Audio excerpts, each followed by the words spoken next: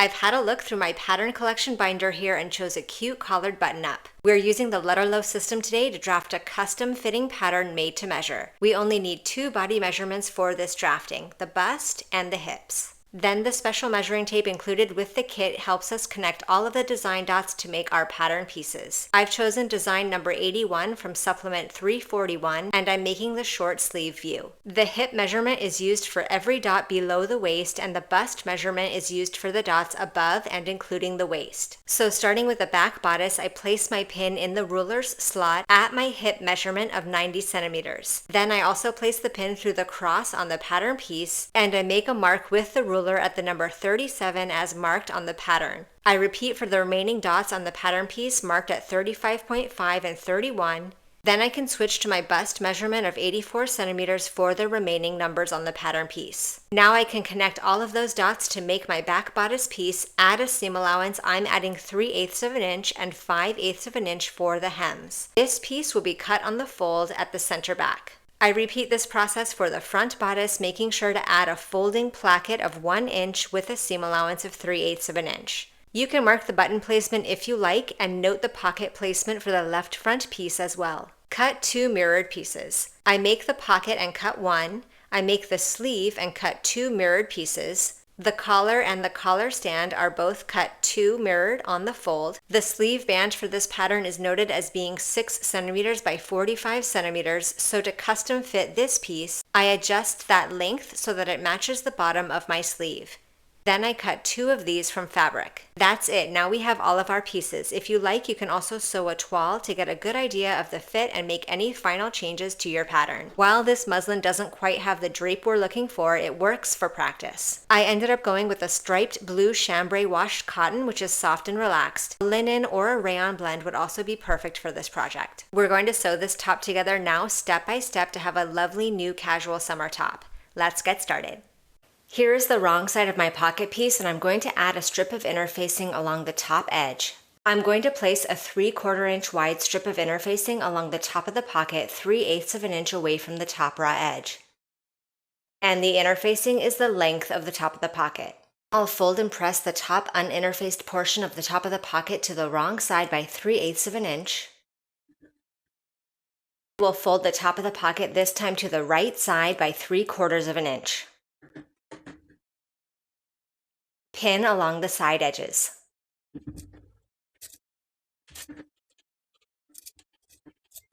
Sew the side edges with a 3/8 inch seam allowance. Also finish the raw edges along the sides of the pocket.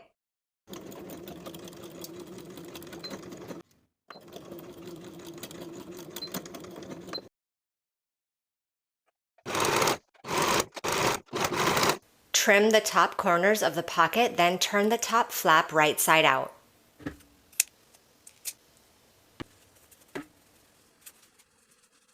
Give the top edge a good press, as well as pressing the side and bottom edges to the wrong side by 3/8 of an inch. Top stitch the bottom edge of the flap in place from the right side of the fabric.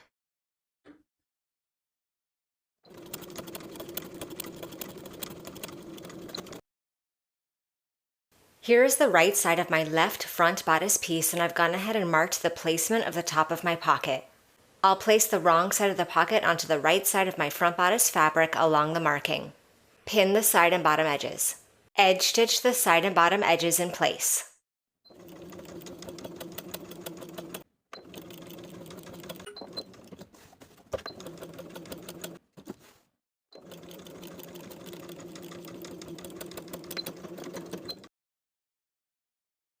Here is the wrong side of one of my front bodice pieces. I'm going to apply interfacing along the center front, using a strip of interfacing that's 1 inch wide, the size of the placket, and placing it 3/8 of an inch away from the raw edge. Fuse in place. Repeat for the center front edges for both front bodice pieces. Then place the front and back bodice pieces right sides together along the shoulders and side seams. Pin the shoulders and side seams on both sides of the garment. Sew the shoulders and the side seams on both sides with a 3/8 inch seam allowance and finish the raw edges pressed to the back.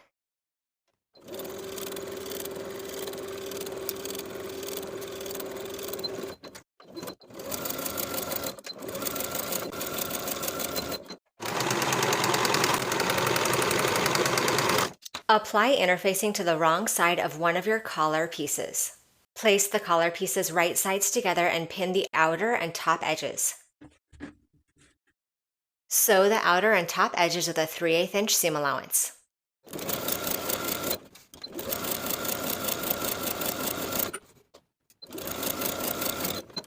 Trim the seam allowances and the top pointed corners and turn this piece right side out. Give it a good press.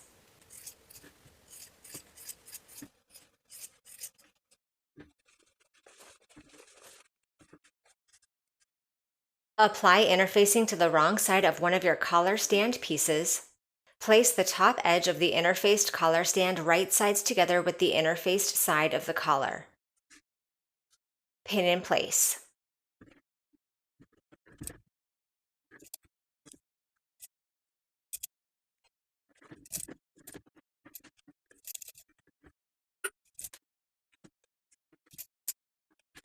Then we'll place the matching collar stand piece right sides together with the one that we just pinned, with the collar sandwiched in between. Add that to the pinning. Sew through all thicknesses with a 3/8 inch seam allowance.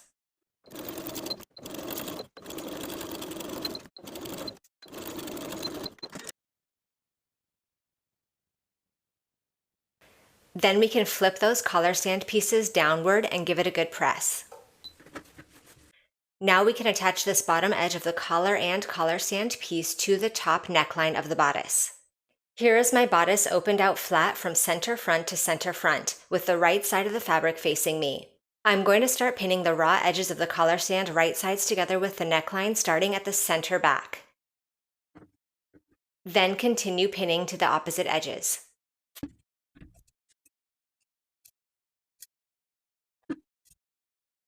The finished edge of the collar won't pin all the way to the raw edge of the center front, just make sure they're equidistant on both sides.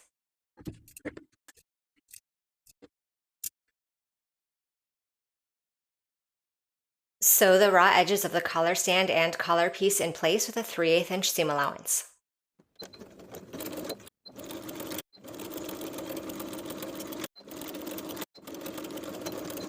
Here is the center front of one of my bodice pieces. I'm going to press that outer uninterfaced raw edge to the wrong side by 3/8 of an inch. Now that I have that raw edge pressed to the wrong side by 3/8 of an inch, I'm going to fold this center front once more, this time to the right side by the width of the placket, 3/4 of an inch, with the collar oriented downward. Pin in place along the top edge. Repeat on both sides.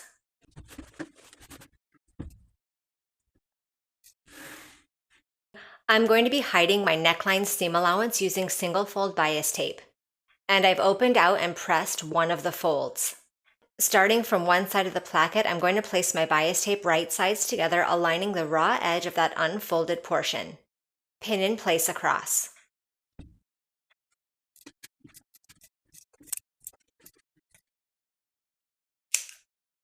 Sew the neckline once more with a 3/8 inch seam allowance, this time with the binding included from placket to placket.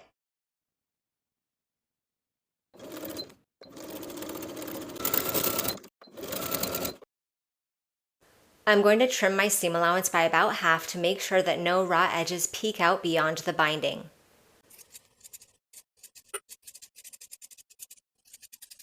Also trim those top center front corners and turn the plackets right side out.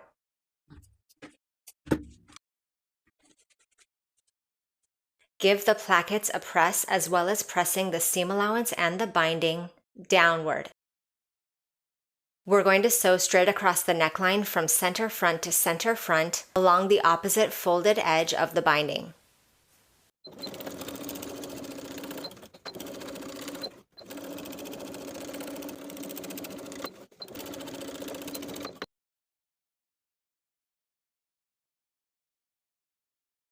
Fold your sleeve piece in half right sides together, aligning the short edges. Sew the short edge with a 3/8 inch seam allowance, finish the raw edge and press toward the back of the sleeve. Fold the sleeve band in half right sides together, aligning the short edge, pin and sew as well. at 3/8 of an inch. I've pressed my seam allowance open. Now I'll fold this piece in half, wrong sides together, and give that a press. Place the sleeve band piece right sides together with the bottom of the sleeve, aligning the seams, and pin in place all the way around. Now that that's pinned in place, we'll sew to attach all the way around with a 3/8 inch seam allowance and finish the raw edges. Then we'll press our seam allowance up toward the sleeve and top stitch in place just above the seam that you sewed all the way around.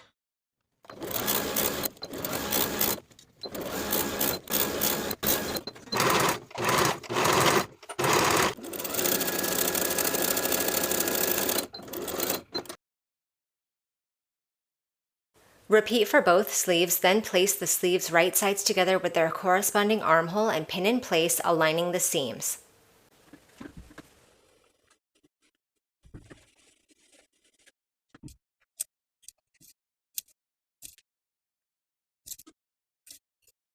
Sew the sleeve in place with a 3/8 inch seam allowance, finish the raw edges together, and press toward the bodice. Repeat for both sleeves.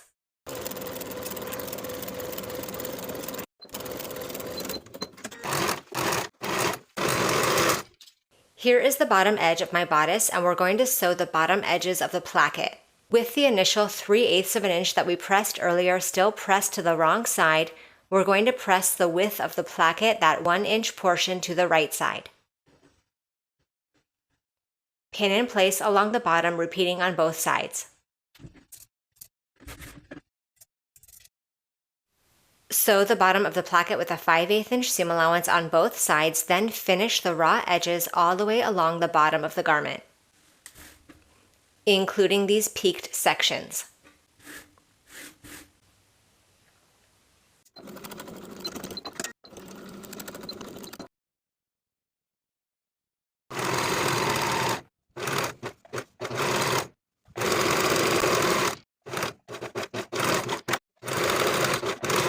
Trim those bottom corners of the placket, then turn the plackets right side out, poking out the corners.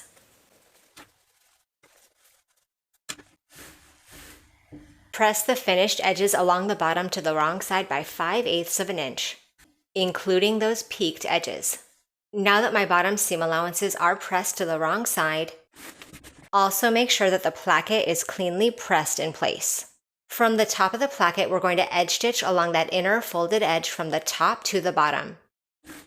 Then we'll pivot along the bottom to start sewing along the finished edge of the hem allowance, all the way around the bottom of the garment. Then when we reach the placket on the opposite side, edge stitch along that inner folded edge, all the way to the top of the placket.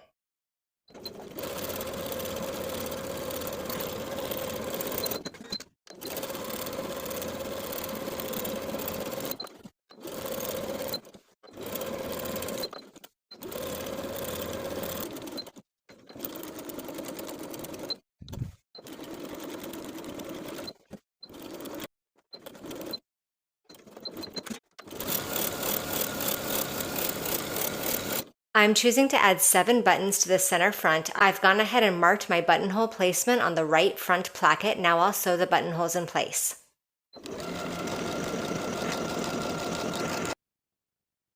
Sew your buttons in place to the opposite placket across from each of your buttonholes, and your blouse is now complete. Thank you for watching this sew along. Make sure you subscribe to the channel so you don't miss any future sewing tutorials, and I'll see you in the next video.